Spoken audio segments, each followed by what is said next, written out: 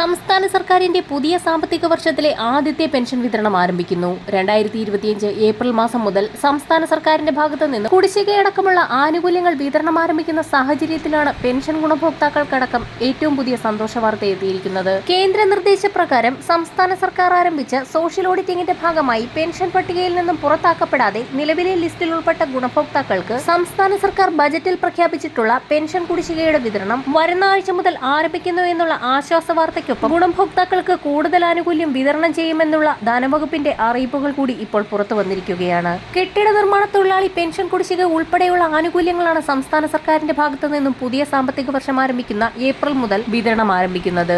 സാമൂഹ്യ സുരക്ഷാ ക്ഷേമ പെൻഷൻ ഗുണഭോക്താക്കൾക്ക് ഒരു ഗഡു കുടിശ്ശികയും തനത് മാസത്തിലെ പെൻഷൻ തുകയും ചേർത്ത് 3200 രൂപ വീതം ഏപ്രിൽ മാസത്തിൽ അക്കൗണ്ടുകളിലേക്കും കൈകളിലേക്കും എത്തിച്ചേരും. ശേഷിക്കുന്ന 2 മാസത്തിലെ കുടിശ്ശിക തുക ഉത്സവകാലങ്ങളോടനുബന്ധിച്ച് 2 ഘട്ടങ്ങളിലായി വിതരണം പൂർത്തിയാക്കും. പെൻഷൻ കുടിശ്ശിക 2025 സാമ്പത്തിക വർഷം അവസാനിക്കുന്നതിന് മുന്നോടിയായി വിതരണം പൂർത്തിയാക്കുമെന്ന് ധനമന്ത്രി കെ.എൻ. ബാലഗോപാൽ ബജറ്റിൽ പ്രഖ്യാപിച്ചതിന്റെ ഭാഗമായുള്ള ആദ്യഘട്ട വിതരണമാണ് ഏപ്രിൽ മാസം വരുന്ന ആഴ്ച മുതൽ ആരംഭിക്കുന്നത്. പെൻഷൻ കുടിശ്ശിക തീർത്ത് വിതരണം ചെയ്യുന്നത് ഗുണഭോക്താക്കളെ സംബന്ധിച്ചിടത്തോളം ആശ്വാസകരമായി തീരും. കേന്ദ്രത്തിന്റെ ഭാഗത്തു നിന്നും കൂടുതൽ തുകയ്ക്കുള്ള വായ്പാനുമതി ലഭ്യമായതിന് പിന്നാലെ സഹകരണ ബാങ്കുകളുടെ കൺസോർഷ്യം രൂപീകരിച്ചും തുക സമാഹരിക്കൽ നടപടി ധനവകുപ്പിന്റെ ഭാഗത്തു നിന്നും ആരംഭിച്ചിട്ടുണ്ട്.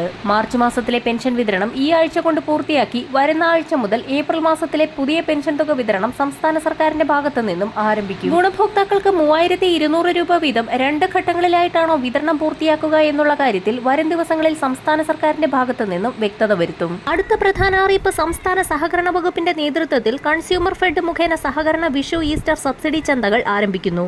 ഏപ്രിൽ 12 മുതൽ 21 വരെ തുടർച്ചയായി 10 ദിവസം നീണ്ടു നിൽക്കുന്ന വിഷു ഈസ്റ്റർ സബ്സിഡി ചന്തകൾ നടത്തുന്നതിന് തീരുമാനമായിരിക്കുകയാണ്. പൊതുമാർക്കറ്റിനേക്കാൾ 40% വരെ വിലക്കുറവിൽ നിത്യോപയോഗ സാധനങ്ങൾ ലഭ്യമാകും. ഇതിനു പുറമെ 13 ഇനം നിത്യോപയോഗ സാധനങ്ങളായ ആന്ധ്ര ജയയരി, കുറുവ അരി, മട്ടാരി, പച്ചരി, പഞ്ചസാര, ഉഴുന്ന്, ചെറുപയർ, കടല, തുവരപ്പരിപ്പ്, വൻപയർ, മുളക്, മല്ലി, വെളിച്ചെണ്ണ എന്നീ 13 ഇനങ്ങൾ സർക്കാർ സബ്സിഡിയോടുകൂടി ലഭിക്കും. ഓരോ കേന്ദ്രത്തിലും പ്രതിദിനം 75 ഉപഭോക്താക്കൾക്കാണ് സബ്സിഡി സാധനങ്ങൾ വിതരണം ചെയ്യുക. ഇതോടൊപ്പം തന്നെ നോൺ സബ്സിഡി വിഭാഗത്തിൽ അവശ്യ നിത്യോപയോഗ സാധനങ്ങൾ, സ്കൂൾ സ്റ്റേഷനറികൾ, നോട്ട് ബുക്കുകൾ എന്നിവ 10 മുതൽ 35% വരെ വിലക്കുറവിൽ ലഭ്യമാകും. വരും ദിവസങ്ങളിലെ സർക്കാർ അറിയിപ്പുകൾക്കായി ചാനൽ സബ്സ്ക്രൈബ് ചെയ്യാൻ മറക്കാതിരിക്കുക.